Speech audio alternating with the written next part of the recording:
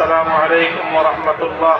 وعليكم السلام ورحمة الله. الحمد لله رب العالمين والصلاة والسلام على سيد الأنبياء والمرسلين وعلى آله وأصحابه ومن تبعهم ودعا بدعوتهم وجاهد بجهادهم إلى يوم الدين. أعوذ بالله من الشيطان الرجيم. بسم الله الرحمن الرحيم. الذين إن مكناهم في الأرض أقاموا الصلاة وآتوا الزكاة وأمروا بالمعروف ونهوا عن المنكر ولله عاقبة الأمور. صدق الله العظيم. বাংলাদেশ খেলাফত মজলিস গাজীপুর জেলাধীন কালীগঞ্জ উপজেলা শাখা কর্তৃক আয়োজিত আজকের এই নির্বাচনী গণসমাবেশে উপস্থিত সম্মানিত সভাপতি, গাজীপুর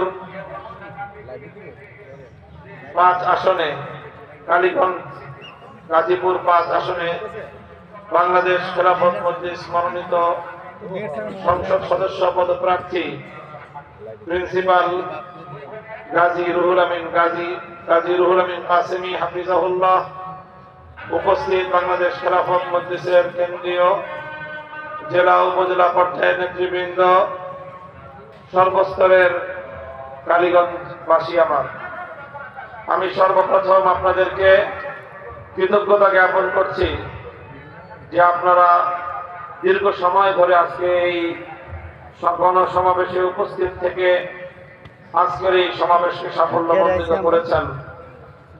আজকের একটি উপজেলা পর্যায়ের বাংলাদেশ খেলাফত মজলিসের এই গণসমাবেশে বিপুল পরিমাণে উপস্থিতি প্রমাণ করে আগামীর বাংলাদেশ ইসলামের বাংলাদেশ, আগামীর বাংলাদেশ খেলাফতের বাংলাদেশ। সংগ্রামী উপস্থিতি, আমরা আমাদের পূর্বসূরীরা তারা বহু ত্যাগ, অনেক কোরবানি, অনেক সংগ্রাম, অনেক লড়াইয়ের মধ্য দিয়ে এই বাংলাদেশকে আমাদের সামনে রেখে গিয়েছেন আজকের এই পর্যায়ে। এটি একদিনে দুই দিনে নয়, শত শত বছরের রক্তক্ষয়ী সংগ্রাম, অনেক সাধনার পরে আমরা এই দেশ পেয়েছি। এই দেশটি পেতে আমাদেরকে তিনটি আধিপত্যবাদী শক্তির বিরুদ্ধে লড়াই করতে হয়েছে। আমাদেরকে লড়াই করতে হয়েছে 190 বছর পর্যন্ত ব্রিটিশ বেনিয়ার সাম্রাজ্যবাদী শক্তির বিরুদ্ধে। আমাদেরকে লড়াই করতে হয়েছে পশ্চিমবঙ্গের হিন্দুত্ববাদী দাদাবাবুদের বিরুদ্ধে। সর্বশেষ আমাদেরকে লড়াই করতে হয়েছে পশ্চিম পাকিস্তানের খান পাঠানদের বিরুদ্ধে। প্রতিটি আধিপত্যবাদকে বিদায় করে, পরাজিত করে এই দেশকে জুলুম, শোষণ, অন্যায়, বৈষম্য মুক্ত করে সাম্য, ন্যায়, মানবিক এক দেশ গড়ার জন্য এদেশের মানুষ এই দীর্ঘ সংগ্রামের পথ পাড়ি দিয়েছে। কিন্তু দুর্ভাগ্যের বিষয় হলো এই যে প্রতিটি সংগ্রামে আমরা বিজয় অর্জন করেছি, প্রতিটি সংগ্রামে আমরা সফল কাম হয়েছি, আমরা শত্রুদেরকে পরাস্ত করেছি। কিন্তু দুর্ভাগ্য হলো এই বিজয়ের পর বিজয়ের ফসল আমরা ঘরে তুলতে পারি নাই। আমরা 1947 সালে ব্রিটিশ বেনিয়াদেরকে বিতাড়িত করে, দিল্লিকে পরিত্যাগ করে, ভারত থেকে বিচ্ছিন্ন হয়ে আমরা মুসলিম জাতিসত্তার ভিত্তিতে দেশটা গড়ে তুলেছিলাম। পশ্চিম পাকিস্তানি খান পাঠানরা, মোহাম্মদ আলী জিন্নাহরা আমাদের সাথে প্রতিশ্রুতি করেছিল, দিয়েছিল, অঙ্গীকার করেছিল একটি কোরআন সুন্নাহ ভিত্তিক শাসনতন্ত্র দিবে, ইসলামের বিচার ব্যবস্থা, শাসন ব্যবস্থা এবং ইসলামী রাষ্ট্র ব্যবস্থা গড়ে তুলবে। কিন্তু 24 বছর পর্যন্ত পশ্চিম পাকিস্তানিরা শাসনের নামে আমাদেরকে শোষণ করেছে। আল কোরআনের শাসনের কথা বলে আমাদেরকে জুলুমতন্ত্রে বিশ্লেষণ করেছে, আমাদেরকে অধিকারের কথা বলে আমাদের অধিকারগুলো কেড়ে নিয়েছে, ভ্রাতৃত্বের কথা বলে আমাদেরকে গোলামী জিঞ্জিরে আবদ্ধ করতে চেয়েছে।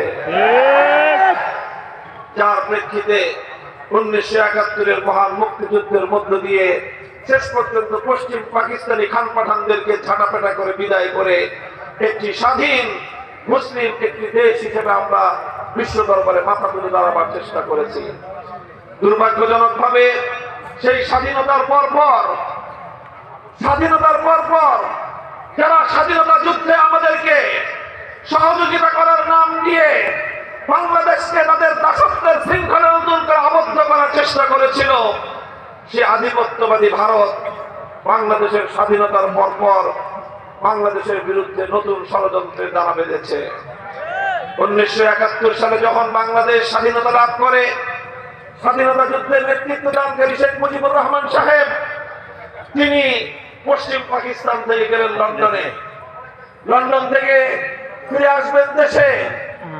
নতুন স্বাধীনতা প্রাপ্ত বাংলার মানুষ অপেক্ষা করছিল তাদের নেতা লন্ডন থেকে সোজা এই নতুন শব্দ ভূমিষ্ঠ স্বাধীন বাংলার মাটিতে পদার্পণ করবেন। কিন্তু এদেশের মানুষ হতাশ হলো যখন জানলো তাদের নেতা শেখ মুজিবুর রহমান সাহেবকে বহনকারী বিমান প্রথমে স্বাধীন বাংলার মানুষের কাছে আসবে না। তিনি প্রথম গেলেন ভারতের নয়াদিল্লিতে প্রধানমন্ত্রী শ্রীমতী ইন্দিরা গান্ধীকে টুর্নিশ করবার জন্য। তিনি সেখানে গেলেন।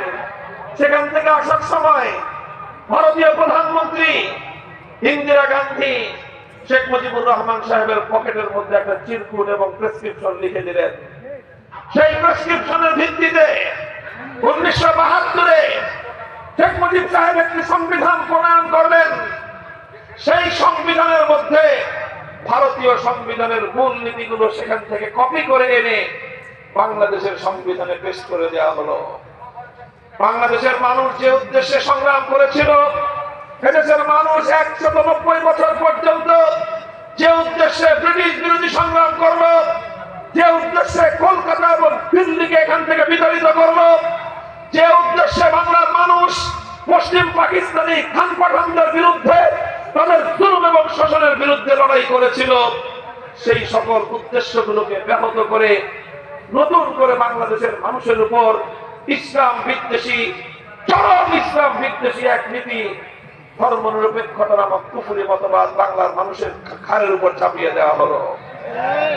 সংগ্রামী সাথী ও বন্ধুগণ, আমরা বলতে চাই 1947 থেকে 71 বাংলার ভাষা আন্দোলন, 54 যুদ্ধফ্রন্ট, 66 ছয় দফা, 69 গণ অভ্যুত্থান, 70 জাতীয় নির্বাচন, 71 মহান মুক্তিযুদ্ধ, এর কোনটি পর্বে কোন সময় কোন নেতা নেত্রী, এমনকি আওয়ামী লীগের কোন নেতা কোনদিন 24 বছরে বাংলাদেশের মানুষের কাছে ধর্মনিরপেক্ষতার কথা উচ্চারণ করেনি। অথচ 71-এর মুক্তিযুদ্ধে বিজয় অর্জন করার পর 72-এর সংবিধানে মূল নীতি হিসেবে ইসলামকে বিদায় করে ধর্মনিরপেক্ষতা নামক ভারতের কাঁচামাল বাংলাদেশে আমদানি করা হলো। আর এভাবেই বাংলাদেশের স্বাধীনতাকে ভারত মাতার চলন্তলে বলি দেওয়া হলো। সংগ্রামী সাথী ও বন্ধুগণ, আমরা আবার বঞ্চিত হলাম। আমরা স্বাধীনতার ফসল ঘরে তুলতে পারলাম না। আমাদের স্বাধীনতার ফসল ছিনতাই করে নিয়ে গেল দিল্লিতে। বাংলার মানুষের রক্ত এবং তাদের স্বাধীনতার সংগ্রামকে বঞ্চিত করে, তাদেরকে ফসল তুলতে বঞ্চিত করে ভারত তার ক্রেডিট গ্রহণ করলো।